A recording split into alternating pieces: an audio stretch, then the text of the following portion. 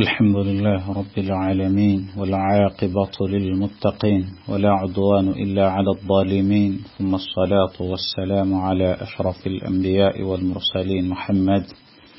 ابن عبد الله صلوات ربي وسلامه عليه وعلى آله وصحبه أجمعين. سبحانك اللهم لا علم لنا إلا ما علمتنا، اللهم انفعنا بما علمتنا وعلمنا علما ينفعنا وزدنا علما، والحمد لله على كل حال. وبعد، معاشر المؤمنين، فحياكم الله وبياكم وحفظكم الله ورعاكم وجعل الجنة مثوانا ومثواكم، وتقبل منا جميعا صالح الأعمال، إنه ولي ذلك والقادر عليه. أحبتي في الله، أول ما نبدأ، السلام عليكم ورحمة الله وبركاته.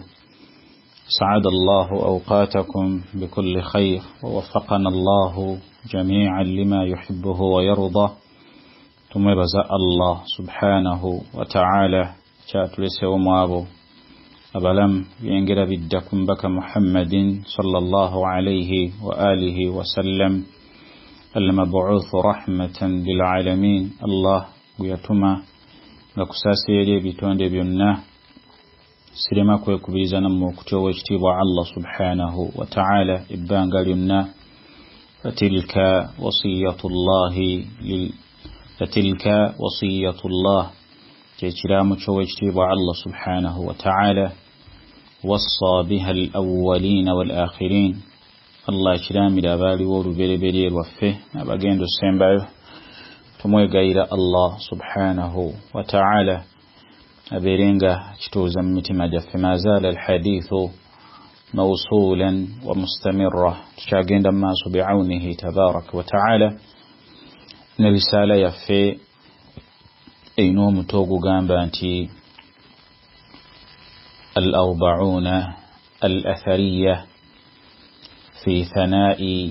السلف الصالح بعضهم على بعض. بيغامبو أما كميانا بيجانغا بيفا كوبا الصحابة نابو أبابا قبيرا كبولونجي مبتابعين nga mwana wattu basuuta bannaabwe. Wallahi alhamdu wal minna, tuzze tutambula biidhnihi tabaraka wa ta'ala nga insha Allahu jalla fi'ula tugenda kubeera nga tweyongerayo biidhnihi tabaraka wa ta'ala ku bigambo byaffe eby'ekkumi n'ekimu. Wabula sirema kubeera nti nyongera okubajjukiza n'okubategeeza nti fa alghaya ekigendererwa mu kubeera nti tutunuulira ebigambo bino al-athar n'obuufu obwabo abatukulembera abalongoofu as-salaf as-salih ridwanullahi alayhim jami'a. laysa tadyi' al-awqat wa laysa at-tasliya, tekiri mu kubeera nti yani tumala ebiseera n'okubeera nti tutwaza obudde wa hakadha, bal fa alghaya walhadaf ekigendererwa kwe kubeera nti na'khudh durusan wa ibara min athari haula, kwe kubeera nti tufunamu ebyokuyiga n'ebyokwebuulira hatta nanqul wa naqul ba'duna ba'da, kwe kubeera nti tujjulula embeera z'abaddu abo Allah tabaraka wa ta'ala biyasukkulumya kuffe, n'okubeera nti twebuuza hadithu an-nafs, emitima gyaffe okubeera nti twogerezeganya nagyo nga bwe twebuuza nti aina nahnu min haula, aina nahnu min haula, tuliriddawa, tuyimiridde tutya ku nkola n'obuufu obwabo abatukulembera abalongoofu. Wa na'rif, n'okubeera nti tunnyonnyokera ddala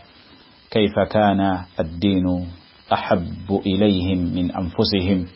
era eddiini yali ezitowa ki mu bulamu bwabwe abaffe. fa maadha badhalu وقدموا تجاه هذا الدين العظيم إلى دلا تشيبا وايو تشيبا كولمبزا كالدين ينو أبفي ngawamu naffe bwe twebuuza nti maatha qaddamna lihadha ad-din kiki ddala kyetutadde ku ddiini y'owekitiibwa Allah subhanahu wa ta'ala. Oba oliawo gwe nange wakati mu kwebuuza kiyinza okukusobozesa okubeera nti tughayyir osobola okukyusa qabla fawati al-awaan ebiseera nga tebinnaba kubeera nga bikuyitako watandam نوجس ما سوغا الله سبحانه وتعالى ولا ينفعك الندم غاتي اوكجسا تكوينا تشكوغيندا كوتا سما سوغا الله جل وعلا والعياذ بالله. إذا بارك الله فيكم وجزاكم الله خيرا. فهيا معي نتواصل تبيرينغا إن شاء الله تبارك وتعالى تيونغرايو بإذنه تبارك وتعالى ne al-athar ebigambo ebyekumi n'ekimu biidhnihi tabaraka wa ta'ala abitutuusaako ye sahaba w'omubaka alayhi salatu wassalam ayitibwa Hudhaifa ibnu al-Yamman sahibu sirri rasulillahi sallallahu alayhi wasallam omukwabo abaali abawandiisi ab'ekyama abaali bamanyi ebyama by'omubaka Muhammadin sallallahu alayhi wasallam. wa Hudhaifa min sahabi jalil, Hudhaifa sahaba manyikiddwa obulungi bwe radiyallahu anhu warda, era ng'ojja sanga mu ahaditha ezisinga okubeera nti zajjanga zoogera ku fitna ojja sanga nti Hudhaifa ibn al-Yamman radiyallahu anhu warda yali mwaba abasinga okubeera nga bajjula ahaditha ez'okuva ku mbaka alayhi salatu wassalam nga bagasa nazo umma y'omubaka Muhammadin afdalu salat wa atammu taslim. واليوم إن شاء الله تبارك وتعالى ebigambo byetugenda okulaba sahaba ayitibwa Hudhaifa ya bijjulula oba ya bitutuusaako. yagamba qala Hudhaifa radiyallahu anhu, Hudhaifa agamba laqad alima al-mahfudhun,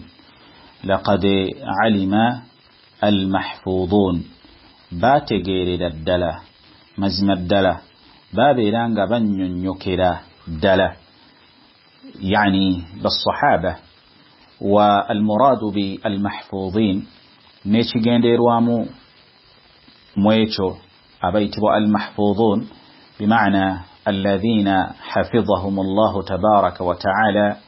من تحريف في قول وفعل. بيبو بالصحابة بمبك عليه الصلاة والسلام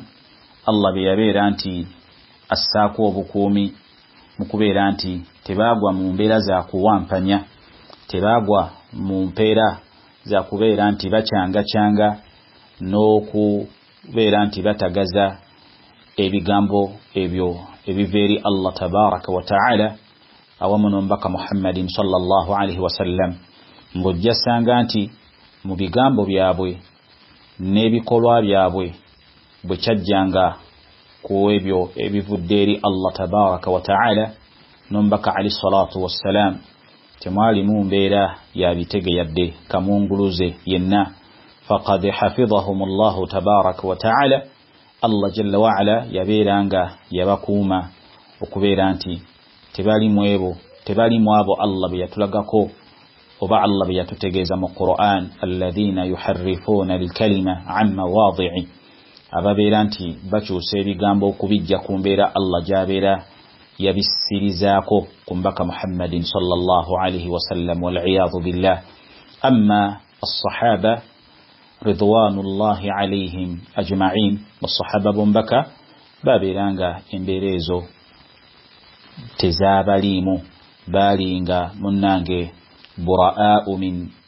hadha al-amr, baali beesambisibwa embeera eyo era nga bagyesamba okubeera nti batagaza n'okubeera nti ebigambo by'owekitiibwa Allah subhanahu wa ta'ala babikyusa. ونسأل الله السلامة والعافية. ولهذا قال حذيفة حذيفة أغانبانتي لقد علم المحفوظون من أصحاب محمد صلى الله عليه وسلم بابي لانغا بكتغيرira ddala abo abaliko obukuumi abali abakuumu okuva Allah subhanahu wa ta'ala mu basahaba bombaka alayhi salatu wassalam anna ibn Mas'ud nga bakimanyira ddala nti mazima mutabani wa Mas'ud sahaba oyo ibn Mas'ud aqrabuhum 'inda Allah wasila ay zulfa yawm al-qiyamah yagenda okubeera nti ku yawm al-qiyamah abeera ku mwanjo ennyo ne Allah tabarak wa ta'ala bimaana mu bantu abagenda okubeera nti bali ku mwanjo ennyo eri Allah tabarak wa ta'ala bal abagenda okubanga bali kumpi nnyo ne Allah subhanahu wa ta'ala wa fi manazil al-'aliya mu bifo ebyowaggulu wa min dhimnihim mubo mulimu sahaba itibwa Abdullah ibn Mas'ud radiyallahu anhu وأرضاه وكيف لا ngombaka عليه الصلاة والسلام محديثهم انتوفوا يلقى ملنكو ولمبكى عليه الصلاة والسلام بياليات الدي نبى الصحابة ابن مسعود نابيتك كبانغا كان رجل دقيق الساقين انتم بزيزالي انتونيو فضحك الصحابة مكسكا ناببوزة تيتي بسيسا ومبكى عليه الصلاة والسلام بالصحابة باموانو كل نبا مغامبا يعني انتومبوي زا ابن مسعود زي تسسزا نبا غامبا فوالله إنهما أثقل على الميزان من أحد مشمانير الدلانتي انتومبوي زوزيزي توا كميزاني ووجتيب الله كسينغا أولوسوزي أحد إلهم بكى نبا غامبا اقرأوا إن شئتم ولا نقيم لهم يوم القيامة وزنا ولوابد بغندو كليتي وما سوغا الله سبحانه وتعالى لا يزن عند الله جناح بعوضة تبزتو وما سوغا الله كوين كان يتواتلو يتنسري أو منو كبيرانغا بسافا أتي أبالا بالو يتبين ما سوغا وجتيبو الله سبحانه وتعالى مبيدا يابوي مو كبيرانتي سي بسافا نينغا يباتيكبوا كميزان bazito wekigenze wala walihadha Hudhaifa kyabagamba nti twakitegeerera ddala kyali kimanyikiddwa ku basahaba bombaka alayhi salatu wassalam nti mwabo abali okumpi ennyo eri Allah tabaraka wa ta'ala era abagenda okubeera mu bifo ebyokumwanjo okumpi ne Allah subhanahu wa ta'ala mulimu ibn Mas'ud radiyallahu anhu wa arda ekyo nno kyongera okulaga obuyitirivu bwa sahaba ono ibn Mas'ud radiyallahu anhu warda awamu n'okubeera nti yali mwabo ababeera nga bagoberera ombaka wa Allah afdalu ssalah wa alayhi taslim yali muyitirivu wa kugoberera ombaka alayhi salatu wassalam sekyo kyokka n'okubeera nti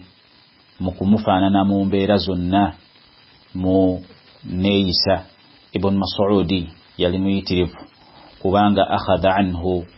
yajja kumbaka alayhi salatu wassalam wa huwa min alladhina hafidha sunnata rasulillah yali mwabo ababeeranga bakwata ebigambo by'ombaka alayhi salatu wassalam bye yasomesanga bal n'okubeera nti yabitutuusaako kubanga ombaka yabakkiriza nabagamba ballighu anni walau aya farubba muballaghin aw sami'in man huwa afqahu minhu nibabeera nti ombaka yabakkiriza okubeera nti batuusa ebyo bye bamuyizeeko radiyallahu anhu wa arda olaba fi hadha al-athar muathari eyo twongera okubeera nti mu kimu kwebeera byetuyigamu byotagwanidde kubuusa maaso kwe kubeera nti fahadha al-athar yubayyin ebigambo ebyo oba athar eyo yubayyin manqaba jalila li'Abdillah bin Mas'ud radiyallahu anhu ennyonnyolera ddala ekifo نينكيزو يا الصحابة يا عبد الله بن مسعود رضي الله عنه. وبالمناسبة أيضا معرفة الصحابة رضي الله عنهم قدر بعضهم البعض ne okutegeera kw'aba الصحابة kwe babeeranga bategeera enkizo ne value ey'abannaabwe mu mbeera ey'okubeera nti Allah subhanahu wa ta'ala yali yasukkulumya mu bo ku balala ng'eyo nkola ya waakitiibwa Allah subhanahu wa ta'ala akolanga bw'abeera ayagadde n'asukkulumya hasaba al-asr wal-masr okusinziira ku mulembe oba ekiseera n'ekifo Allah subhanahu wa ta'ala kyabeera asazeewo. وبارك الله فيكم وجزاكم الله خيرا. إذن mu bufunze ebyo betuyinza okubeera nti tugasiwa n'okuganyulwa mu athari eyo biidhnihi tabaraka wa ta'ala. وبارك الله فيكم وفق الله الجميع لما يحبه ويرضى. إلهنا والحمد لله.